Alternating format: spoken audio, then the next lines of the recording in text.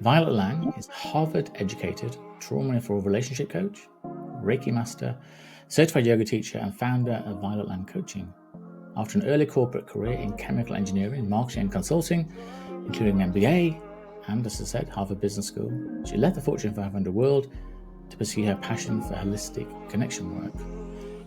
Today, she coaches intelligent, spiritual women to create deeply loving, passionate, and sustainable partnerships by integrating mind, heart, body, and spirit. She has the acclaimed podcast, Violet Lange's Pleasure Path, which I highly recommend you're going to listen to after listening to this, of course, offering guidance on dating, intimacy, sensuality, and relational resilience, and is a creator of programs like Evolutionary Couples and Sacred Sensuality. Almost a life of two halves. So thank you so much for being here. Really appreciate you spending a little bit of time. And I wanted to sort of dive straight in really by taking you back a little bit, if that's okay. So what were your formative years like? Were you very in tune with your emotional spirit, your physical body when you were a sort of teenager, when you were younger? Not at all. Yeah, I think it's possible. I definitely hear of and know people who just have a passion they come into the world with, and they receive the support or community that they need for that, and it just grows over time. Mhm. I don't know what I was like, obviously, as like a 1 or a 2 or a 3-year-old, but I experienced quite a bit of complex family trauma growing up. Some directed at me, some just that I witnessed in our family system. And it wasn't until my late 20s where I realized I don't actually know how I feel other than good or bad on any given day. I don't have an emotional compass, really. And anything that felt like overwhelm in my nervous system would just come out as tears. I would just cry really easily. Um, and then kind of buckle down inside and be like, well, I'm going to do better next time. And so I would learn more or try more or achieve more. But that resulted in issues with alcohol and disordered eating and being in a sexless relationship in my 20s because I had married someone nice, even though we had no chemistry. I thought that nice was enough because it was at least a little better than what I experienced when I was younger.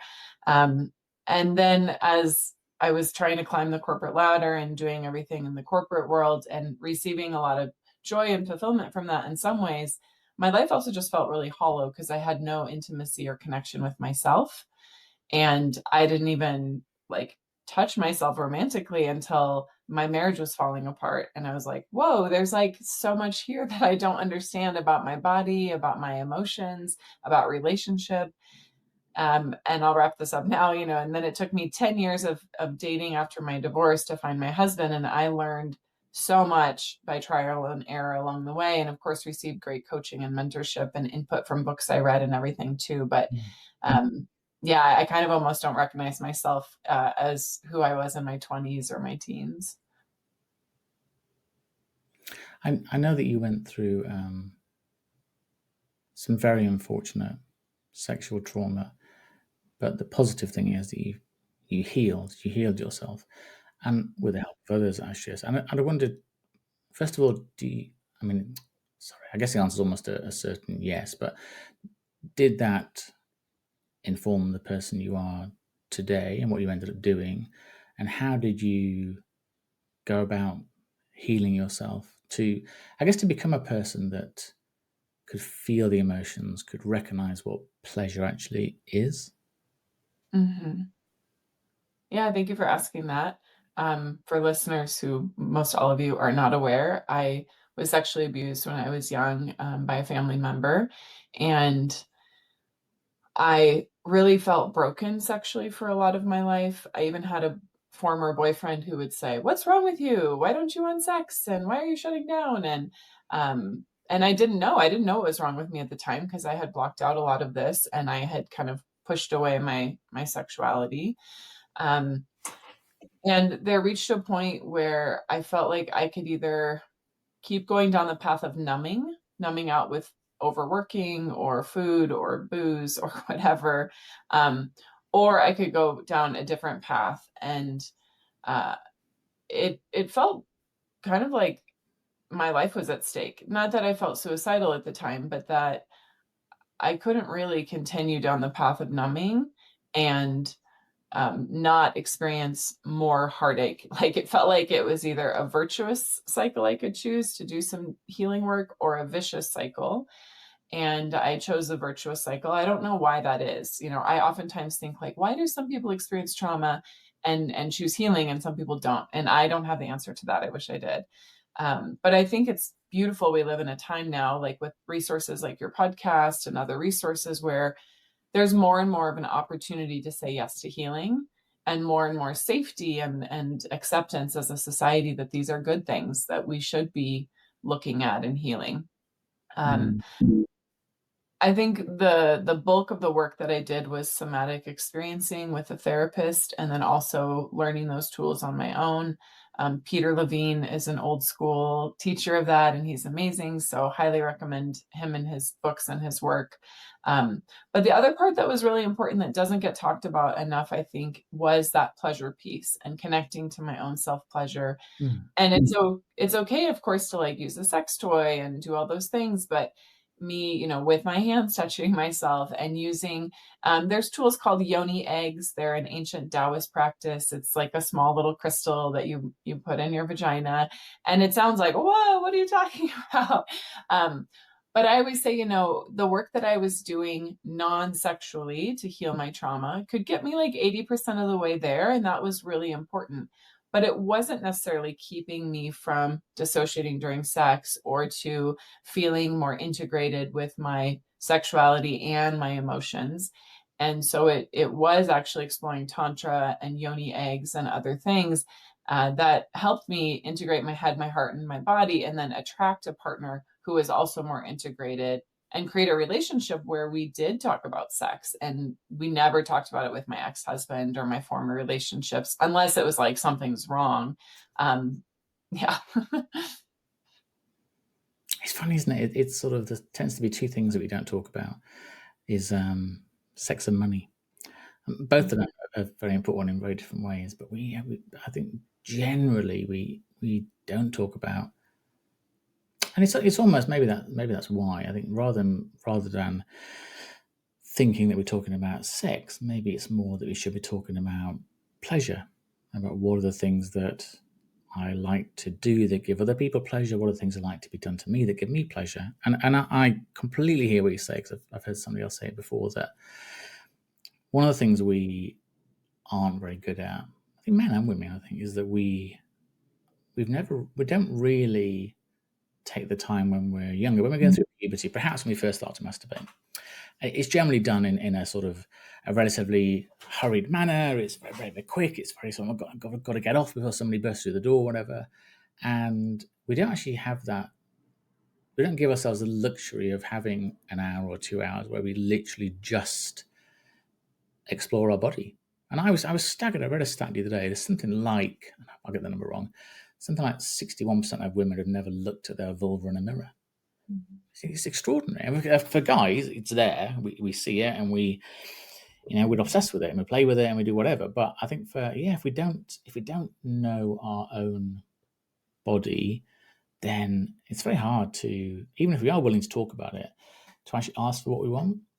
And then the thing I wanted to touch on, which I'm really glad you raised, was and I'm really, really fascinated by this now, because I've been to sort of therapy, I guess what you might call sort of standard therapy, but I always got stuck at a certain point. It was like, okay, we're doing all the talking, and yeah, I know what the problem is, and I know this, I understand that, right? Okay, and it was sort of it stopped at that level, and I always felt a mass or an uncomfortable sensation in my gut. It's always my gut for me. And then when I learned about sort of somatic, about okay, mind and body, this big thing that the brain just controls, about how you help whether it's the grief or the trauma or whatever, how you can help it move through the body, not get stuck in it.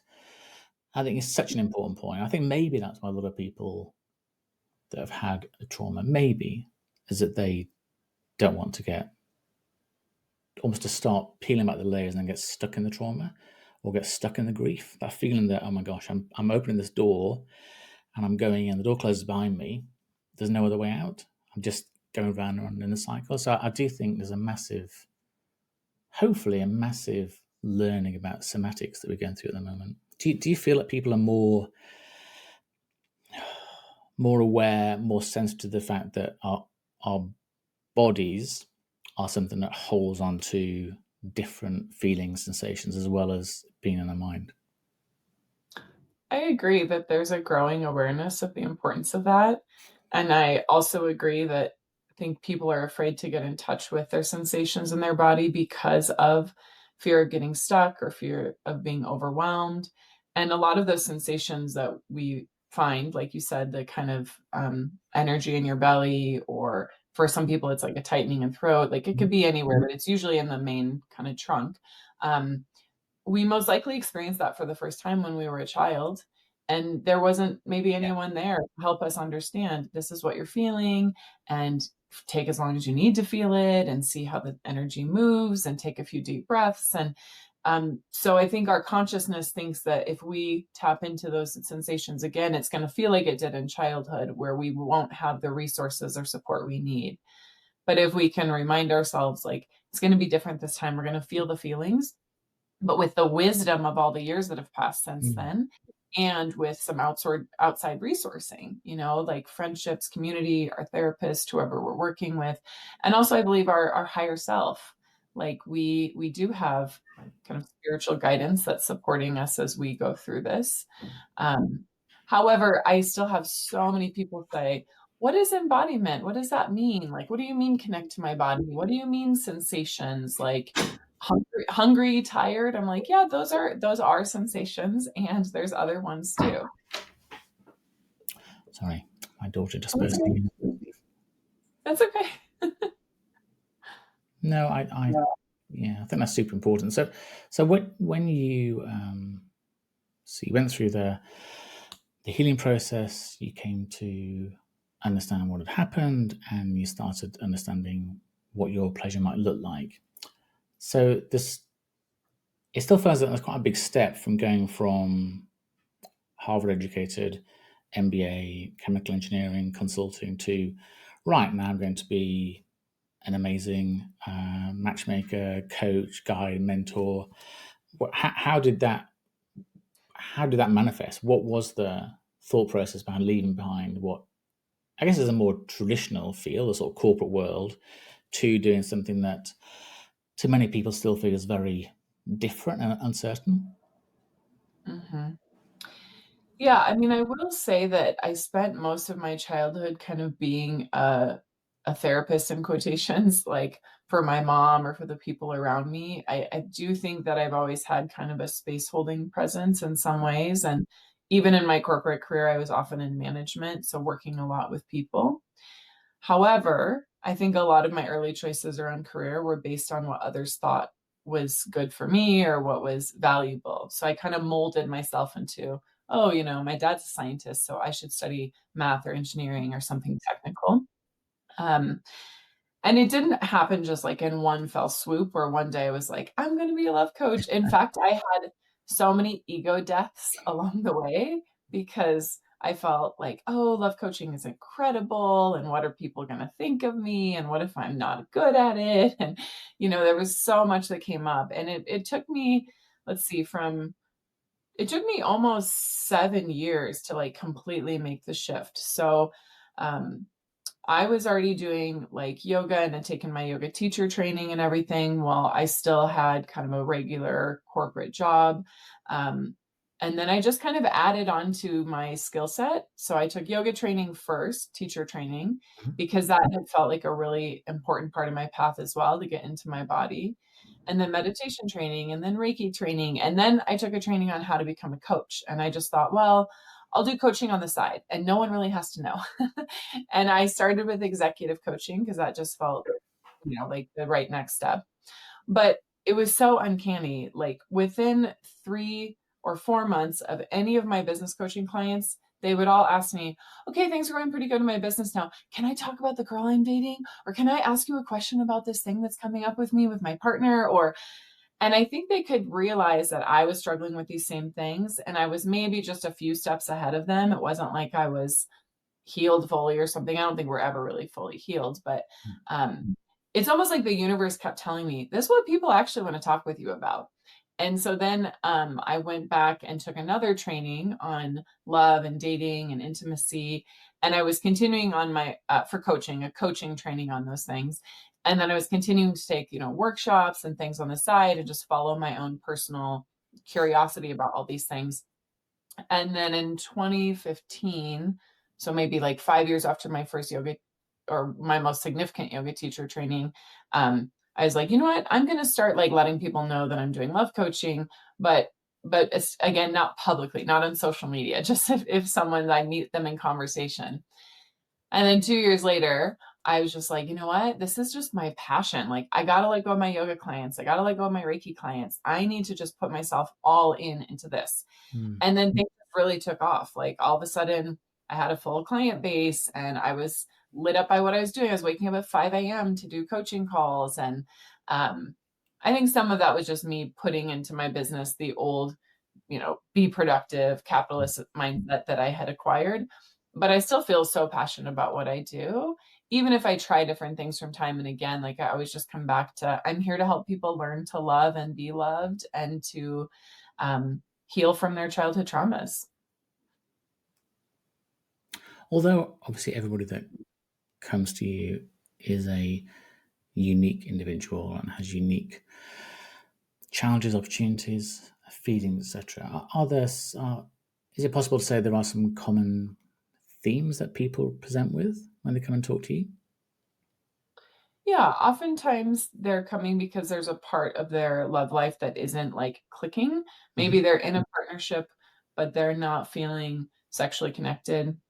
Maybe they're single and they're like, I don't know what I'm doing wrong because I feel like I've tried all the things. I'm on every app. I've done therapy. I've, created a vision board. And uh, I like to say that I'm good at synthesizing things. And so if someone has already done a fair amount of work on themselves, but something just isn't clicking, because I have that engineering background, I can look at kind of the systems and the inputs and the outputs. And I love getting nitty gritty. I mean, most coaches don't do this, but I give my cell phone to everyone I work with. And I'm like, text me screenshots of the guy that you're talking to. Like, I want to know. And I mean, unfortunately, that means my phone is like constantly blowing up with, he said this, what should I respond with? Or like, oh, I tried this thing with my partner. It went really well, but what's the next step? And I love that. Like, I love the sense of intimacy with my clients in that way.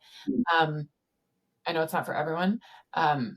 So yeah, it's like they need the extra hand holding and the insight and the synthesizing and the reminder that they're good and they've been doing a really good job. And just because they haven't figured it out yet doesn't mean that it's not going to happen. So I think because of the things I've overcome in my life, and it's still a practice, I'm hopefully a beacon of like faith and hope that your life can change. And so I like reminding people of that. And usually the people that are drawn to me have a similar background. Maybe they haven't experienced the same traumas, but they've experienced feeling unseen or unloved or following someone else's path, or they've experienced navigating life from the head and not bringing in their heart and their body. So oftentimes people I work with are, in quotations, successful or have like applied themselves in a certain area, even if it wasn't their like ultimate calling. And they analytically can grasp certain things, but they maybe aren't fully feeling the feelings or aren't fully like showing their feminine energy in their body or showing their pleasure in their body. I think one of the things I've thought for a while now is, and this might sound odd, but I almost feel that we've never been as disconnected as we are today. And people think, wow, it's crazy. We've got our smartphones and we're talking now. You're in the US, I'm over here in London, and we're talking very easily. And of course we're connected. But it just feels that we have these incredible devices. We have a plethora of apps that we didn't have before. We have Tinder and Match.com and Grindr and all these different things. We can meet somebody very, very quickly, etc. But sometimes I'm not sure how that translates into conversations in person. You go into a bus or walk on the street, whatever, and everybody's on their phone, which is what people do, and people don't talk to each other. We don't have general conversations, and then when you go and sort of meet somebody, you meet them for, I don't know, you meet them for coffee or for lunch, or you're having a sort of date, and suddenly you don't have this screen in between you.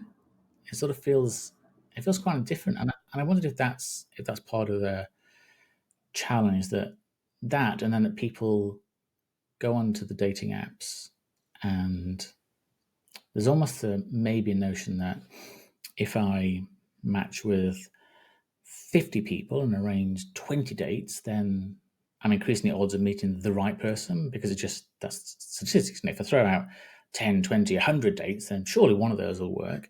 And first of all, do you think people are disconnected in real life? And secondly, do people see dating as a numbers game? Mm. Yeah, those are great questions. I do think people are more disconnected from the possible depth in relationships. So we might have more connections or more access to connections, but that doesn't necessarily mean that they're deeper or more authentic or more fulfilling, because we could have infinite more connections, but if they're all surface level, we still have some longings that aren't getting met. And unfortunately, because those opportunities, whether it's on a dating app or social media or FaceTime or whatever, because they're so abundant, I think sometimes we get lazy. We're like, oh, I can connect whenever I want to. Yeah. And, and then we use our devices and we think that they're meeting more needs than they are.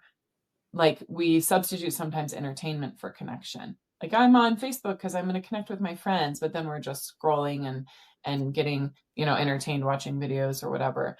And then unfortunately, the more that we're using our devices for entertainment, then the kind of duller we are with our relational capacity, because we haven't been doing the practice of like showing up and speaking our truth and sitting in our discomfort when someone triggers us in real time, like sitting across from us versus just on social media.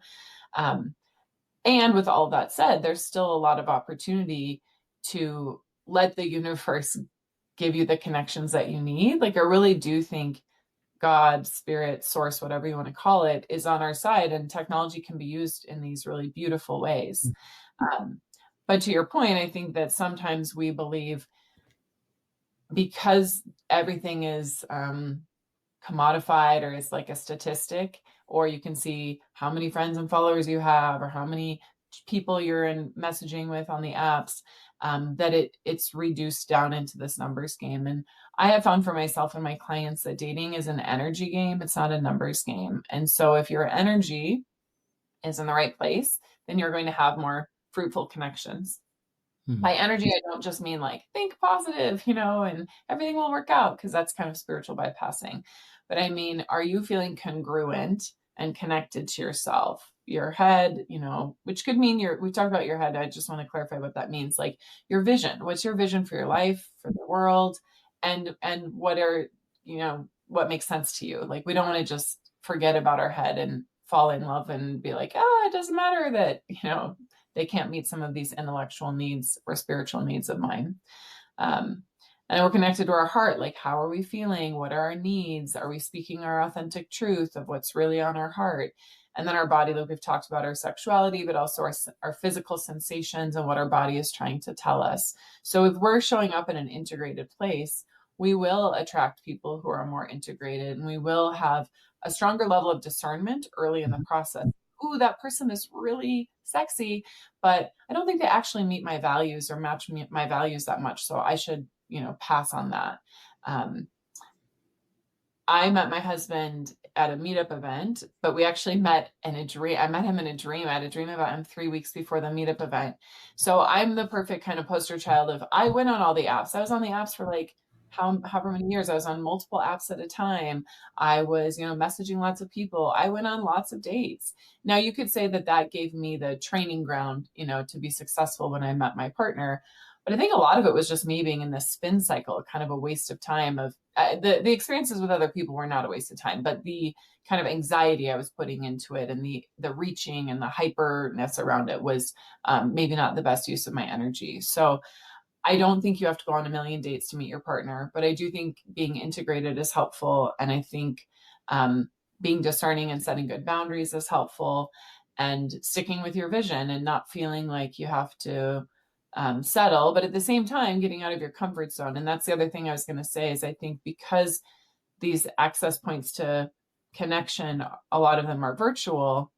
I think people think that they maybe are better at connecting than they are, that it's going to be easier. Like, well, it was easy to set up the date, so the date itself should be easier. Like, why are we having problems and we're only 6 weeks in? It's like, well, every couple has problems. It's okay. It's just an opportunity. But we kind of have mistaken the ease of creating a connection online with ease for in person, and it's not always the case. So for some people I work with, I do have to encourage them. No, you need to be going out and socializing. You need to find some meetup groups. You need to be on the apps.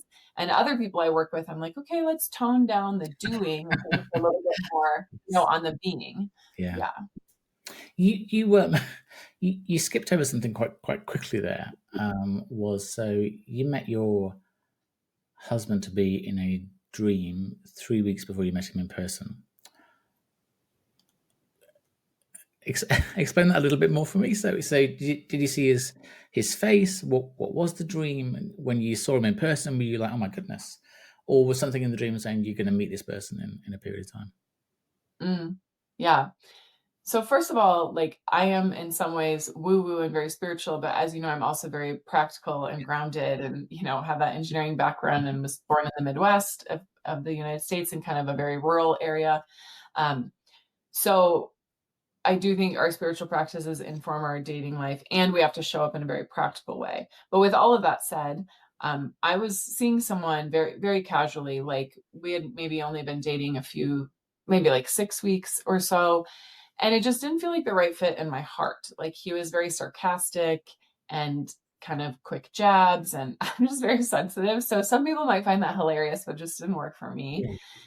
But I was having a hard time letting him go because on paper, he seemed kind of perfect, right? And he was showing up, like, in many ways. So it wasn't like it was a disaster, but there was just this heart piece that wasn't aligning. And I was praying and meditating and ruminating, about it. And I had a dream where this guy comes up to me and puts his hand on my heart in the dream. And he says, Joe is a 10 and you're a 100. What are you doing with this guy? And I laugh because it's not meant to be derogatory to Joe, but it was just like a very clear signal from the universe. Maybe this isn't the right person for you. So I woke up like kind of instantly after the dream, and my heart felt warm. And I remembered how this guy looked that came up to me in my dream. And I just remember saying, okay, university, I got it. Thank you for letting me know that this probably isn't the right relationship long-term for me. And I fell back asleep. I was just not thinking this was like an actual person. And then 2 weeks later or a week later, there was a Friendsgiving, like a Thanksgiving dinner for friends. And I went and I invited Joe. I was like, maybe, I don't know, like, I'll just see what happens. So I invited him. He said he couldn't go. And then a person I met there was leading a meetup on lucid dreaming. And so I was like, oh, okay, well, I love dreaming. And so I'll check that out. Even though it wasn't aligned with my schedule, something shifted in my schedule so I could go. And that's where I met my husband. And I didn't know it at the time. Obviously, it was my husband, but he walked up to me and I said to the woman I was standing next to, holy shit, I had a dream about this guy. And it was an event on dreaming. So that was like an appropriate statement. Whereas maybe if it was just at a party, I wouldn't have said that. And then I kind of kept it contained because I didn't want to overwhelm him or think that I was like batshit crazy. And on our first date, I said, I have a story for you. And I told him on our first date. And he said, wow, I was claiming you before I met you. I like it. And that felt very comforting to me, that he wasn't judging me or thinking I was obsessed with him or had this like grand plan. Because even very quickly after we met, we realized we were holding some differences about what we wanted. And so both of us were like, wow, on one hand, this is like a cosmic connection. On another hand, this is like kind of hard. And so we don't know where this is going. And, but yes, I met him in a dream, and then we met in real life. And the last layer is that he was doing a sacred medicine journey the night I had a dream. And in his medicine journey, he was kind of praying, like, I want to be met by the feminine. I'm sick of chasing women that are interested in me. Like, I'm putting too much energy out there. Like, just meet me. No more complaining. No more like being mad at the feminine. Just, I want to be met. And that was the same night I had the dream. So it's kind of a crazy story. It's a fabulous story. It's a wonderful, wonderful story. And it gives, I felt quite emotional hearing it. It gives hope. I mean, Mhm. I listened to a different podcast earlier today with a neuroscientist on, and she was fabulous. And she was saying that we hear, we're taught that we have sort of five senses in sight, sound, touch, etc. And in reality, we have between 22 and 33, and there are so many senses that we have that in 100 years' time we'll absolutely understand intuition and connection and manifestation, all of those things, but we don't right now. So things like that you're saying now, hopefully in a period of time will become, yeah, that makes sense. Whereas a lot of people might hear it, and think, okay. But yeah, I think we still don't know how much of our brain we don't know. Still, we don't even know how much we don't know, and if that's where we are as a species, it's extraordinary. So I think what you had there was, and I think also the fact that when you came together, it wasn't a perfect fit with every single strand of your life connecting, and literally the next day you ran out to Vegas and got married. It was, yeah, the fact almost that the universe recognized that you both had the strength to work with each other to get to a place where you both felt pleasure, love, etc. That makes it even more powerful. Mhm. It's not a fairy tale. It's a life story that actually, yeah, the universe trusted that it wasn't giving you more than you could cope with. It was giving you what you could handle, and you handled it. So when how long into the sorry, it's all about your personal life now, but how long into that sort of dating process with your husband did you both decide that no, this is it? Yeah, it was about 3 months, a little more than 3 months for his decision making, Mhm. then in terms of us being exclusive, like boyfriend, girlfriend, not dating anyone else. Um, and then after that, though, it kind of happened all quickly. So then 5 months later, which was 8 months after we had met, he proposed. But it was kind of an out of the blue thing. He wasn't even planning to do it. And then he was like, I just feel like now's the moment and let's do it. So and then a year later after that, we got married. So in some ways it was a little fast, like the engagement felt a little fast, but also, I mean, it didn't feel fast at the time. It felt just exciting and right. But in hindsight, I'm like, oh yeah, 8 months is not that long to really get to know someone. Um, but it wasn't like you said, eloping or something. So that was our cadence. And the first 3 months, I'm more of an anxious attachment style. He was a little bit more of avoidant. So the first 3 months, I was like, oh, it's just so vulnerable because we were being sexually intimate. And I was like, it's so vulnerable to be sexual and not know where this is going, not Mm. know if exclusive. So we decided shortly after, maybe a few weeks after being sexual, to do a little in between step, which was being sexually exclusive. So we're Mhm. not boyfriend, girlfriend. We can still go on coffee dates with other people or meet someone out and about, but we're not having sex with anyone else. And I think that's really helpful for anyone out there who's listening and wondering, Mm. how do I create safety without like kind of becoming codependent or over investing too early? And so that was just one little step that helped us. And no regrets since then.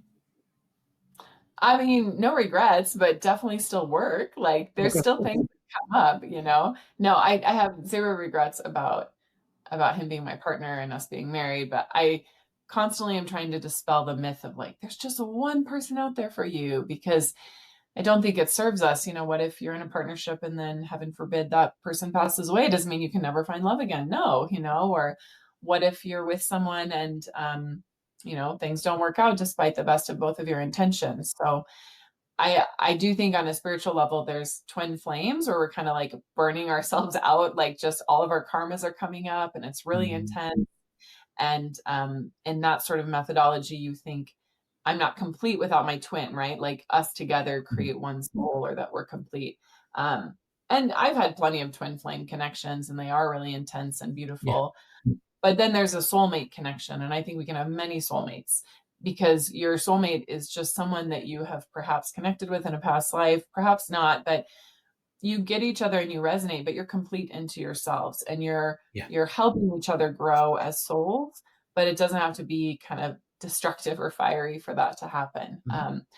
all just to say, Jason and I are soulmates, and there's still work to do, right? There's still like, oh, like I could really use more help with the dishes, or wow, like I really, want to work through this pattern of him withdrawing, or me kind of coming towards in a too passionate way. Like we're always working on our stuff, but I would say that the last kind of 18 months have been a really just extraordinary period of time where our intimacy is great emotionally and physically, where the family and the household is running really well. And I feel like it's the first time in our relationship where we've had a sustained period of things just being really, really awesome. And before, Mm. it would be every few months there was kind of a big rupture that we needed to repair, but we would grow along the way. Mm. And we've it's now been almost 10 years that we've known each other. So I don't mean to sound pessimistic, but it's normal to have things come up every few months that you have to retool and rework and get more savvy on. And maybe one of you goes and does additional healing on your own, and then you bring that back to the relationship. I mean, I don't mean outside of the container of monogamy. I just mean Yeah. like I had to go do a program to help me with my anger. Jason was working with his therapist on his withdrawal. Like you're always learning and growing, but there are these sweet spots, these pockets of time where life is really great. And the relationship is a source of joy and support. And it makes the rest of your life run better versus relationship being like the hardest thing in your life and dragging down other parts of your life. We were just talking before we hit record about my family. So I've got two pretty much grown up children now, and having children obviously impact sounds like a negative. Obviously, it's not a negative having children, but it does change the dynamic in the household. And I know you've been fortunate and have a family now as well. How did you? How did you intentionally keep the desire, intimacy, connection with your husband as a husband, as well as seeing him as a father? Does that make sense? Mm-hmm. Yes. And it's tricky, it wasn't smooth sailing 100% of the time for us. But I think what helped is at the very beginning of our relationship, all the way back when we started dating, we both said maintaining a strong sexual connection is really important to us Mm-hmm. because he had seen his parents lose their connection physically and end up getting divorced. I'm sure there's more to it than that, but that was part Yeah, of what he had. yeah. Um, and then I had been in a sexless marriage, so I knew that that wasn't working for me. And so when we were feeling like our sexual needs weren't getting met, either one of us, we had already kind of made an agreement, an implicit or even an explicit agreement that it was a safe space to talk about that our needs mattered. Mm-hmm. Um, and before we had our first child, Ruby, when I was pregnant, had a really high libido. Like all the emotions and all the energy and hormones just made me like really sexual. And my husband had the opposite effect. He was like, oh my gosh, I have to get ready financially, and your body's changing, and like all this stuff. And so we had quite a few discussions, even when I was pregnant, about this mismatched libido. And then once the baby came, things got a little bit better. We were able to connect more sexually. So, ironically, after the baby, we were more sexually connected than during the time that I was pregnant. I know that's not always the case. And then with our second child, we were just so much busier. Obviously, we're already parents, so we Yeah. didn't have as strong of I didn't have a strong libido, and we didn't have as strong of sexual connection during pregnancy and even beyond. But what we've talked about is intentionally creating structures that support us. And what that means is, Jason, for instance, for Christmas, bought us like these wedges, these kind of like pillows that help your pelvis be supported during sex. And that was fun. And so he will surprise me with lingerie or like, toys or supports in that way. And then my commitment is to honoring and keeping alive my own erotic essence, even as a mom of a newborn. So that means every few weeks going to a dance class that's like a pole dancing or sexual, sensual class. Um, I don't do it super often anymore, but still having like a connection to my self pleasure, still finding little ways to keep that sensuality alive.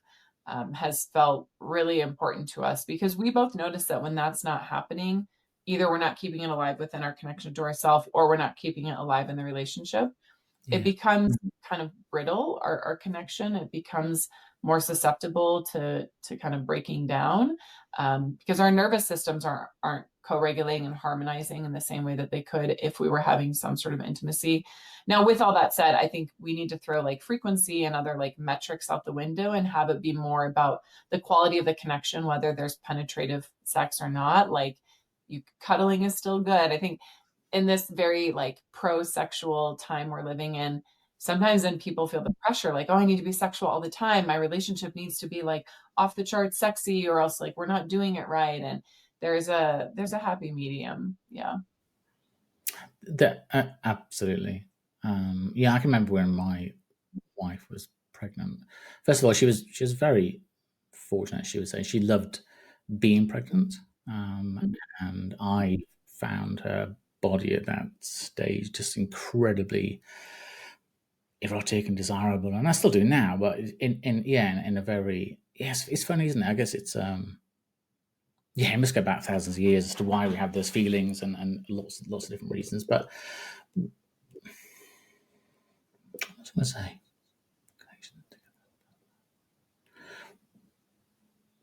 That was it. So you did mention there a couple of times the importance of monogamy for you, and I wonder what your feelings were on ethical non-monogamy or polyamory. Do you have clients that come to you that might see that as a not a solution, because people I know live that lifestyle very happily? What, and you said that we're not necessarily destined to be with that one person out of 8 billion. That's our soulmate and our partner.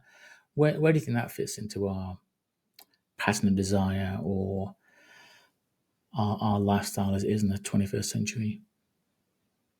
Yeah, I think there's some people, and I work with people like this too, who have always wanted to and enjoyed having multiple sexual partners, Mm. who feel deeply fulfilled by having different relationships. And that's just kind of part of how they are, or how they express themselves. And I fully support that. I think if it's done in an ethical way with great communication, then that's just that person's path and preference.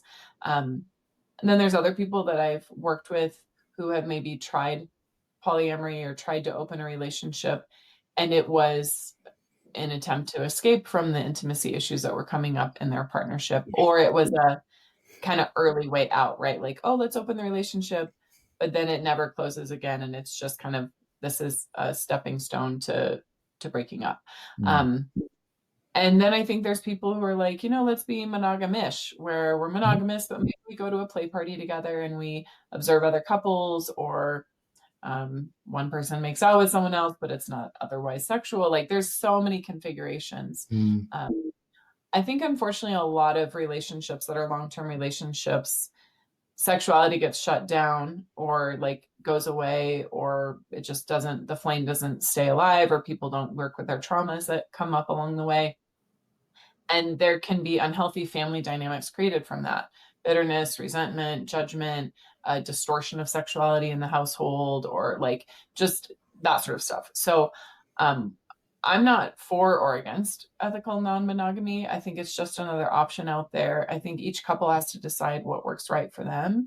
Mm. I would also encourage people to ask, like, is this coming from a place of joy and additive to my life, or is it coming from a place of frustration that I'm not getting my sexual needs met from my partner, so I'm going Yeah. to go outside of the relationship? Yeah. Um, for me, and I haven't been in a polyamorous relationship, so I don't know. I have dated multiple people at the same time, but I haven't ever been in a ethical non-monogamy. It doesn't sound like right now something I want to explore. Yeah. Now, 15 years from now, maybe, I don't know. Like, that's the thing, is I can't predict what my desires will be, but I'm fairly certain I will want to still be in a monogamous partnership, because that's just what feels safe and right for me. Yeah. Um, I don't necessarily think like jealousy is a sign that you're spiritually incompetent and that you need to work through your jealousy by being in a polyamorous relationship, or all of those sorts of things. I think there's plenty of opportunities to work through jealousy, which is just a signal for desire, Mm. like within your partnership. Um, so yeah, that's my thought on it. Now, one of the biggest conflicts my husband and I had was in the very beginning of our relationship. I said, how do you feel about polyamory? Because there was a lot of people that I knew of at the time who were wanting to do that or trying to do that. And it didn't necessarily feel right for me. He was like, yeah, I think I might want to explore that at some point. And I was like, oh no, like my heart shut down and I was scared. And because I was thinking to myself, how will I be in the relationship with you and be able to trust if I'm always worried if that's kind of hanging out there? Yeah. But I told them, I'm willing to keep showing up with this as a like point of contention as long as we keep talking about it. And I'm still going to be bringing it up because it's still going to be scary to me. And so every time I brought it up, he's like, I think that's just more of an idea in my mind to make me feel safe. I don't actually ever really think about that. I just don't want to be in a situation I saw my parents in. If he said, if I see us disconnecting sexually and I think that opening the relationship will bring us back to each other, I want to be able to bring that to the table. Mm-hmm. And I was like, well, I don't think that will be the right solution for us, but I hear now where that's coming from. So we got to a place where he knew where it was coming from. He knew there was kind of like this escape hatch in his mind to like make him feel better that he wouldn't be trapped in a sexless relationship. And it hasn't really come up since, but it was in our field, relational field, for like 18 months. I mean, we were engaged and it was still something I was asking him about and he was noodling on. And we ended up seeing one of our teachers, Robert Masters, who's a shadow work teacher, and he helped us kind of wrestle with it and work with it and come to clarity that that's just off the table for us. Again, that's not to say that him or I couldn't bring it up at some point in the future, but we're pretty solidly committed to each other and in this container, and it's worked really well for us. I think monogamy is helpful in many ways because it brings up all of your stuff and you get to heal on deeper and deeper levels. Well, yeah, I totally hear that, and I think that aligns very much with my feelings. Is that if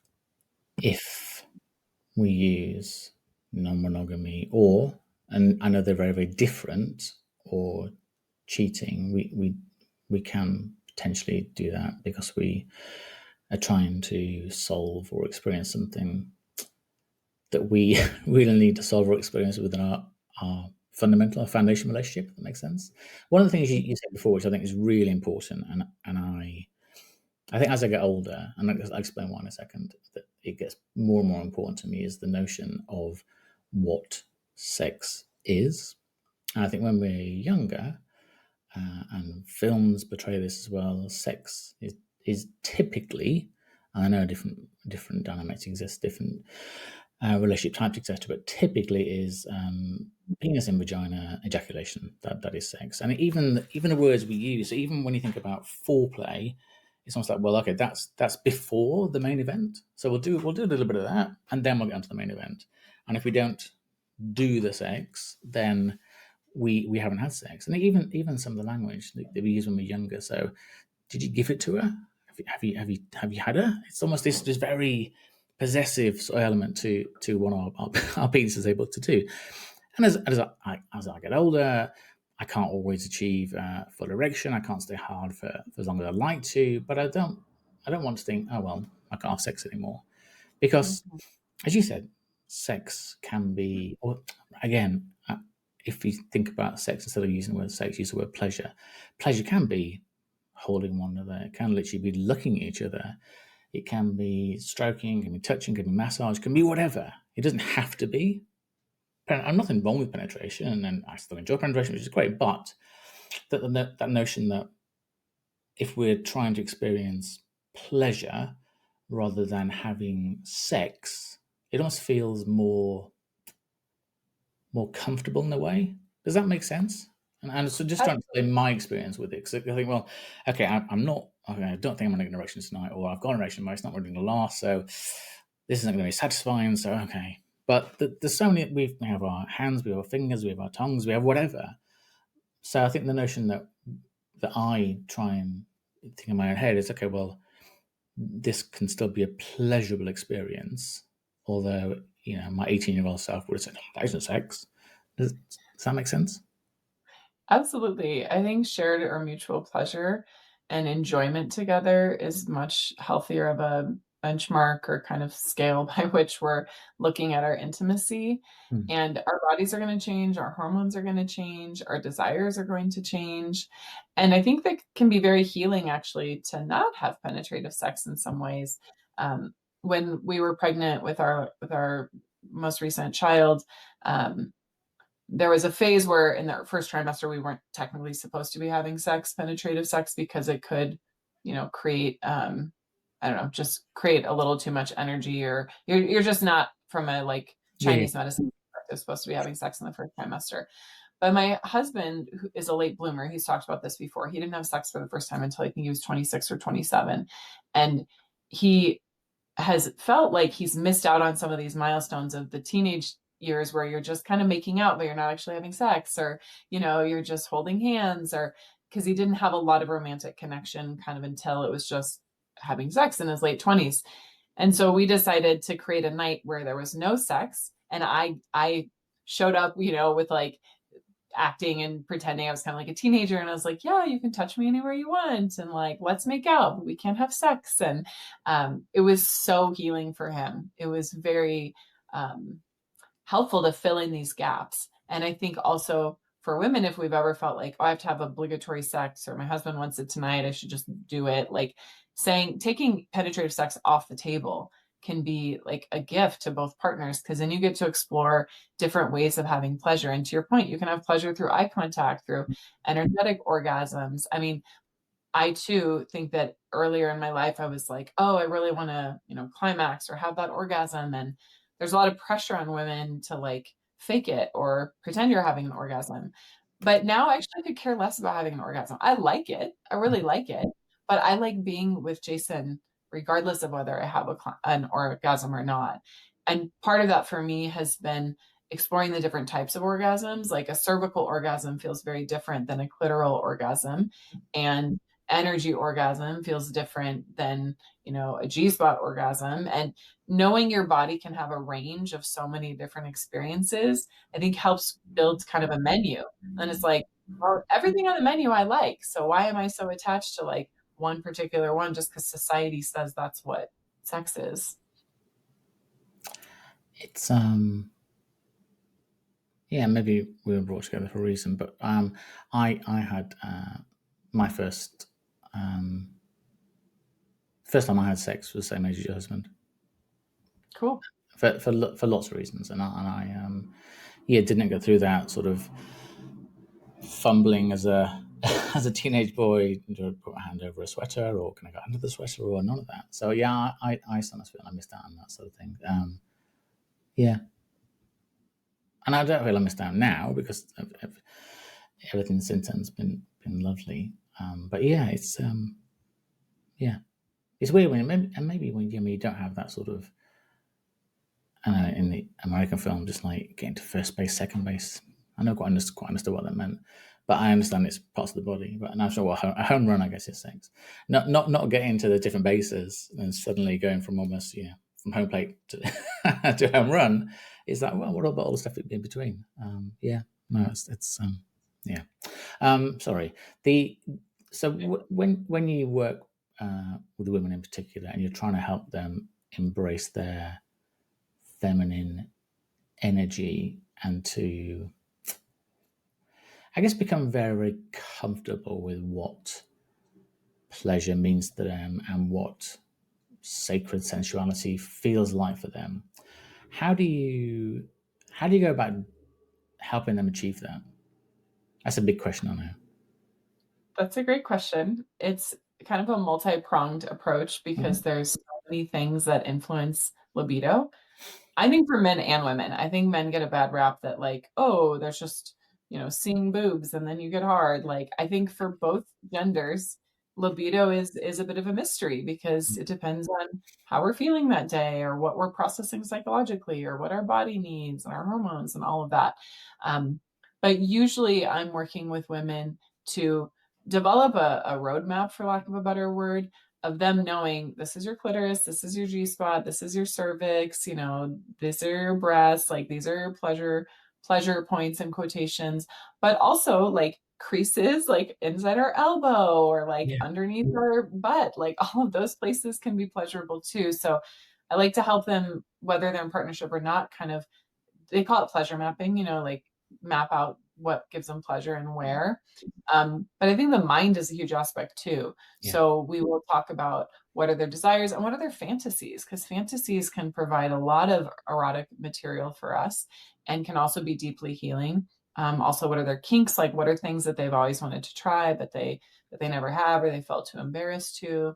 Um, and a lot of it too is just getting everyone to slow down, take breaths, notice what their body is sharing. Because we also learn a lot about what doesn't feel pleasurable. Like, oh, it doesn't feel pleasurable for me when someone is too ticklish, for instance. That's for me. I don't like it when something is ticklish. And I actually don't like a lot of like anticipation because it like makes my mind just analyze and worry.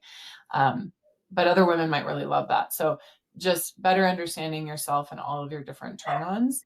And then sacred sexuality in particular, um, sacred sexuality, for the way I teach it, is about understanding the role of our energy body and our chakras as it connects to our physical body. So, for instance, your third eye area in a woman is also connected to her G spot. So you can stimulate the G spot and create third eye visuals. You can also like work with the third eye and intentionally put energy into your G spot. So it's kind of like translating more esoteric sexual spiritual information into the body.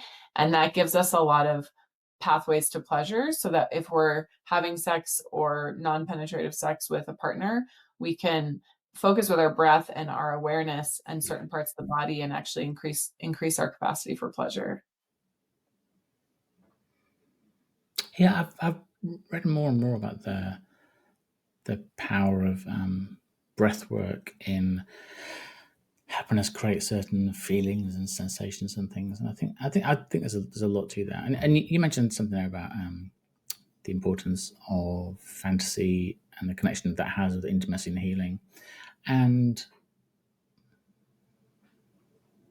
would you say that a kink is something that somebody might want to explore, but a fantasy isn't necessarily by default what somebody wants to share? I mean, you think now there's a huge genre of writing now called romantasy, where the main character is a vampire, werewolf, dragon, and it's having intimate relations with a human. So none of us are really going to want to have sex with a dragon, I don't think, or it's not realistic to achieve that really. So yeah, how do you help people to explore their fantasies with their partner? Not in a physical sense, but when I talk to my wife and I say, oh, I sort of really fantasize about the underworld, or about mythical creatures, or I fantasize about being, in a very different sense, I guess, I fantasize about being dominated and being submissive to you. How do we best explore those? Because the last thing we want, if I say to my wife, look, I really want to try and be submissive to you, the last thing I want is my wife to say, oh, no, why would I want that? That's perverted. Why would I want that? How do we have I guess, a reasoned dialogue about fantasies if we're not as communicative as you and Jason are? You've really got it. You've got it. And I think a lot of people don't have that. They might not talk about sex, or they might not talk about intimacy that often. But when somebody says, oh, what are your fantasies? And when you come out with them, yeah, you don't want to be judged or, heaven forbid, laughed at or ridiculed or whatever. How do you have that discussion about, yeah, something that's quite personal to you, the sort of fantasies? Mm. Yeah, thank you for asking that. I mean, there's still fantasies I have that I don't share with my husband because I don't feel like we owe it to our partner that we have to share every single thing that turns us on. That's kind of our um, sexual treasure box, so to speak, as long as we're doing so, obviously, in like a honoring way to ourselves and to our partner. I love the distinction you made that kink is something that we might want to actually experience, and fantasy we may or may not want to actually experience, or may not even be able to experience. I have found that our fantasies always lead to deeper emotional healing. So if we're fantasizing about something, what is the energy that we're really looking for? And an example I've given before is there was a while where I was like super interested in the Knights of the Grail, like the Holy Grail and the Merlin and all of that time. And it was about honor. That's what I was really craving from the masculine, was feeling honored. And so in my self-pleasure practices, maybe I would think about the nights, but it was really about, oh, what would it feel like to just feel like honored by so many men, like that they would, whatever, like just worship the queen, even if they weren't sexual with her, they were just worshiping the feminine in her. And the more that I honored that, instead of shoving away that desire to be honored, the more I actually felt honored by my partner. And that became like a stronger part of our connection. And I never once really had to tell him about that fantasy. I didn't have to enact that fantasy. I self-pleasured on it a few times, and then it kind of disappeared because it got integrated into my life. I think it's when we don't allow ourselves to feel the fantasy that it stays disintegrated, or we shame ourselves for it. And then it builds kind of its own momentum and becomes something that we feel like we have to keep as a secret. And then kinks, I think, that is something that usually is, we want to experience it with someone else, right? Like we want to have this power dynamic, or a sensory experience. We can't really spank ourselves in the same way that a partner. It doesn't work, does it? No. But if you're in a partnership where you're like, I don't know how to talk about this stuff, I think it helps just to say, I'd like to talk more about sex, and just start with that. If the partner's like, ooh, I don't know why, you can say, well, it just feels like it's a part of our relationship, and I want it to stay a part of our relationship, and I want us to feel more and more comfortable talking about it. And then there are things called yes, no, maybe lists, where someone has written out like all these possible kinks, and you can each go through them and kind of say, yes, I'm interested in that, no to that, maybe to that. And then you find your little Venn diagram overlap. And so instead of you having to say, oh, I really wanted to explore whatever, golden shower, you get to bring your list together, and then you decide not to yuck each other's yum. You're like, we're going to look at the list. Let's decide not to judge each other. And you'll probably both have some like raised eyebrows at some of your partners, but you're at least in the mutual embarrassment of like revealing your kinks to each other at the same time. So that's kind of the 2-step process. Agree to talk more about sex, and then see if they want to do a yes, no, maybe list with you. Yeah, it's when you do it and all your yeses are the other person's no's, and all your no's are their yeses. Right. we need to maybe be a little bit more open to the maybes. I will say though, to that point, there's one that I have that my husband has always been in like a strong no to. And then the other, maybe a few months ago, he was like, I kind of now realize why you might be into that. Like, I think I'd be open to it. It's not like the top of my list, but I think at some point I'd be willing to. It's like he kind of got on a deeper level why that would be healing for me. So you never know. Like a no can turn into a maybe. I'm very intrigued as to what that is now, but I will ask. I think some of it also is not thinking of things as being wholly literal. Because if one of your, if one of the things on the list is to take another partner or have sex with a stranger or whatever, then a literal manifestation of that could be role playing, meeting your partner at a hotel bar where you don't know each other and you've happened to have a key to a room, and you have sex and then you leave in the middle of the night and you don't talk about it again. But it's almost achieving what you want, is meeting this stranger, but within the very safe confines of a living relationship. It's how to manifest them without actually doing something that one of you might not be comfortable with. Yeah, exactly. So when you when women come to you and say, look, I've been through the dating apps, and I've been through being set up by friends of friends, and I've been in the blind date thing, how do you help those women to maintain a set of boundaries and a set of principles that they want to adhere to? Because I guess what you don't want is for people to become more and more distracted and to fall into that sort of settling pattern. How do you help women to maintain their integrity in themselves, if that makes sense? Yeah, I think the harder of a time you have on the apps, the more you convince yourself, like, "Oh, I just need a date. It doesn't matter who it's with. Like, I just," um, but Mm. it's the opposite. Like, the more that you stay connected to your vision, the more that you inspire others to step into that vision. Mm. It doesn't necessarily mean being, in quotations, picky. It Mhm. just means what is your vision of how you want to feel?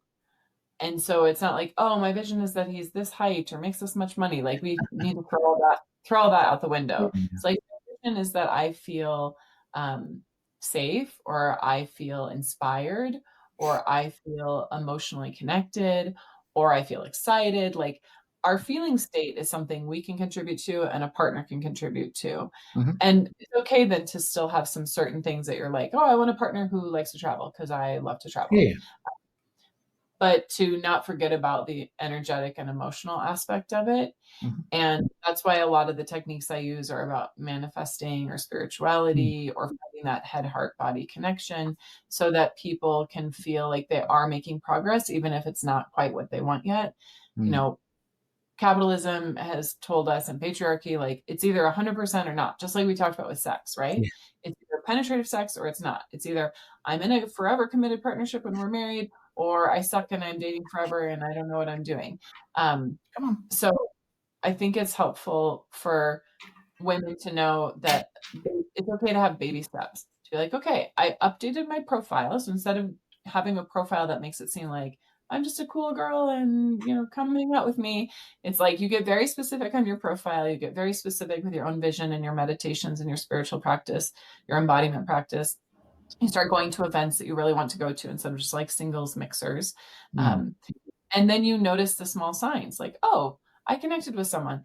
Turns out they're in a relationship and we're not going to date, but that's a really good example of what I'm looking Mhm. for." Okay, though I know it's out there. So you kind of create like these mindset scaffolding to Mm. get to what you want and encourage yourself to keep taking action.